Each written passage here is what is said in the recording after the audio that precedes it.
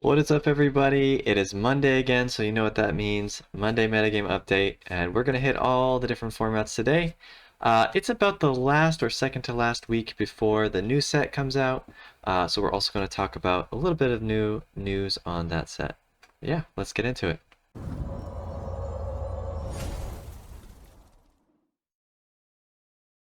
Alrighty, so starting off with standard, you can see here that for this week, Diamond to Mythic, still best of one in standard is very much white aggro dominated, so that has yet to change. We do see some spoilers with the new set coming out, which do seem pretty promising, but it's hard to say if it's really going to shake up this white dominated meta. But we'll see. But that's best of one, things best of one and best of three are always a little bit different. So let's take a look at best of three. Best of three, we got the black based control decks and mid-range decks doing the best. Mono black, the mirror mid-range, and Rakdos mid-range. Sample size is a little bit small for this, so we can go a little bit more than that and look at some of the other ones. So aggro is still pretty good, but definitely in the last few weeks we've seen that the black-based mid-range and control decks have been doing very, very well in best of three. And I don't expect this to change, to be honest, because I've been looking at the new cards and there's a lot of good black cards coming out. So I think black in best three is probably still going to be quite good in the new set as well. But we'll see. Could be wrong.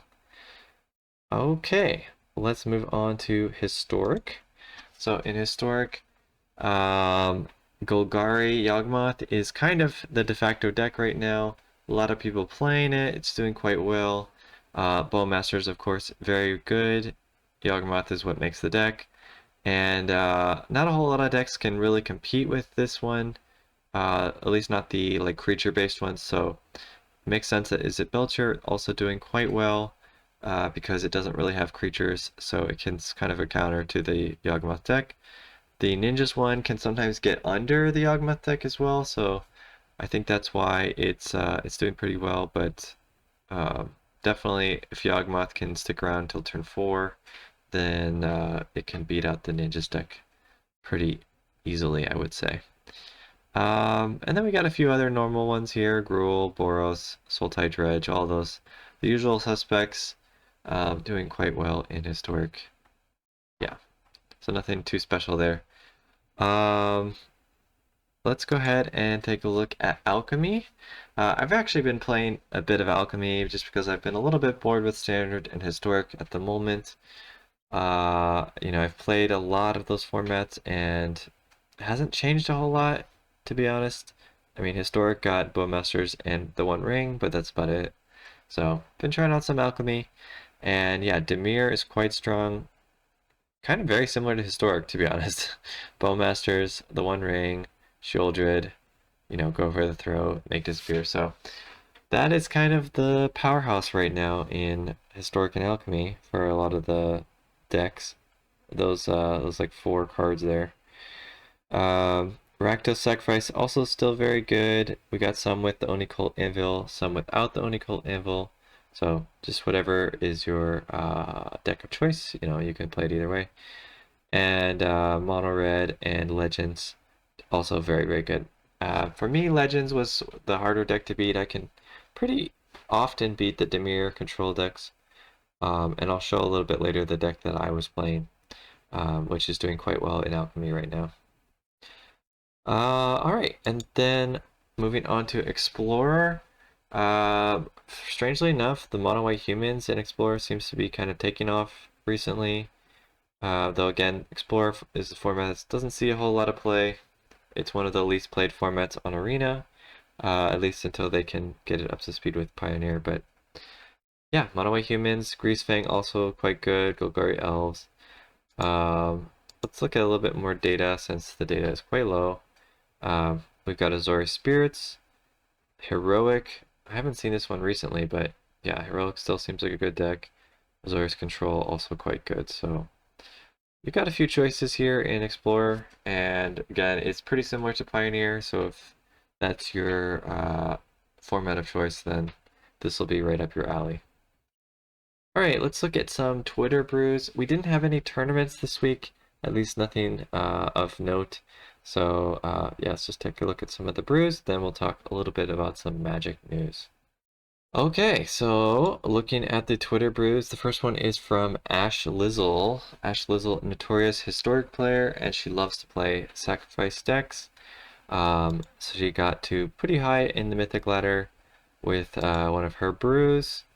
It's Rakdos Sacrifice in Historic, and it's playing Lurrus, playing Croxa, it's playing Dreadhorde Butcher that hasn't seen play in a long time, and I guess it's quite good at the moment. Probably is good against the Ninjas decks, and good against the Wizards and things like that, Elves. So yeah, I could see it be decent. I do think it's going to struggle against the combo decks, and probably struggles against Golgari Yawgmoth as well, I would assume, but obviously Ash Lizzle is a good player, so she can win even unfavorable matchups sometimes. So yeah, take it with a grain of salt, but if you love sacrifice decks, then here's a deck that's working for her. Give it a shot. Alright, next up is Mistman. He is also playing Dimir in Historic, still playing Dimir. You can see that he's got insane records, 52 and 5, 47 and 8. Again, Mistman, very good control player, so just because he's doing quite well doesn't mean you necessarily will, but yeah, here's his deck list that he's been playing around with. Pretty similar to what we looked at before. I think he added Alorian Revealed in there. He switched his sweepers for Languishes, and maybe that's about it for the changes. I think also the sideboard he added some more cards like another Sauron's Ransom and a Go Blank, looks like. So mostly the same, but I think he just switched up a few things based on the meta of what's happening in Historic right now. So yeah, it can still work for you. And if you love Dimir, like I love Dimir, this is a great deck for us to try out. I definitely think it can work. It was definitely working for me earlier in the season, but Historic kind of shifted a bit to a lot of the Sultai Dredge, and this deck was losing pretty hard to that. But maybe things have kind of rebalanced again, and this is going to be good again. All right, let's look at one more Twitter brew. This one is Explorer, but I do know that this deck is also basically playable in Historic. So if you like spirits, you can try this deck out. Spell Queller being very, very good. And of course, there's like the counter spells that to get advantage from you having spirits. I think Geistlight Snare and Lofty Denial. And there's a few other ones that are like Mausoleum Wanderer, which is basically a counterspell some of the time.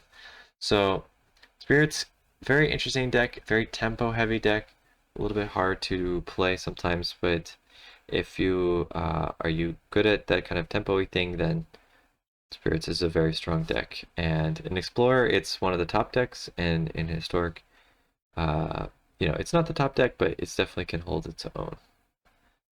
All right, and then lastly, I want to show the deck that I've been playing in Alchemy and doing quite well with. You can see here 83% win rate, 72% win rate, mostly the same. I changed my win cons a little bit, so maybe I should go back. I was playing the Saruman of Many Colors, and I ended up switching for Witch King and Tasha, but thinking Tasha might be too slow. Might even be better to just have two Witch Kings, to be honest, but yeah. Anyway, the deck is pretty solid in Alchemy. It's a Esper control deck using Reprieve, using Make Disappear, of course Bowmasters, some Undercity Plunder, Saruman's Ransom, One Ring, Sunfall. Sunfall being really important because you want to get rid of those Bowmasters, you want to get rid of a lot of the Legends decks have things that need to be exiled that are indestructible, so that's why Sunfall is pretty important. But yeah, the deck is doing well for me, and if you like Esper, then you can check this one out. Definitely would recommend. It's very fun. All right. So lastly, I want to talk a little bit about the new set that is coming out. We've got the Wilds of Eldraine. I told you some dates before. Those were ones that I found from some of the MTG websites that I usually go to for my source. However, it seems like they were off a little bit on the dates, or maybe the dates were not sure yet. So wanted to update you on those dates. Pre-release time is September 1st through 3rd. This is from the official MTG YouTube channel, so you can be sure that these are guaranteed. So September 1st through 3rd is the pre-release. The Arena Streamer event, August 31st. So that's the one that I will be in. And as long as nothing goes wrong, I'll be in that and streaming some early access. And then the Arena release, official release, is September 5th, and the paper release September 8th. So coming up pretty soon. We got about a week and a half left before the pre-release stuff, and yeah, still hoping the set is going to shake some things up. Still not super confident yet, but that's the other thing I wanted to talk about. There's a lot of spoilers already shown for the new set. We're about 164 out of 233, so 2/3 of the way to having all the spoilers revealed, and it's looking pretty good. Definitely there are some powerful cards, some powerful mechanics that they're introducing here, and adventure is back, which some people love, some people hate, but it doesn't seem as egregious as last time. Like, they're good, but they don't seem like Bone Crusher level of good, I hope, at least so far. So yeah, definitely is looking very interesting. I'll say interesting, but I think black seems like one of the best colors so far, and I mean white was also good. There's some cool stuff with like fairies and some other stuff with rats, red black rats, which seems like it could be good, to be honest. The rat deck or the fairies deck might be good. So yeah, still not that much hope for green from what I can tell so far. We'll have to see. But here's hoping. So yeah, I hope they're good enough to see play. I hope if there needs to be bans, Wizards will ban, but I don't have much faith in them to do that. So we'll see. Anyway, that's gonna be it for this week's Monday Meta update. Like I said, we'll probably have a spoiler video. I guess it's going to be later this week because the early access will be sometime next week. You know what I mean. The 31st. So anyway, yeah, that's it. So go out there, have some fun on the ladder, and until next time, see ya.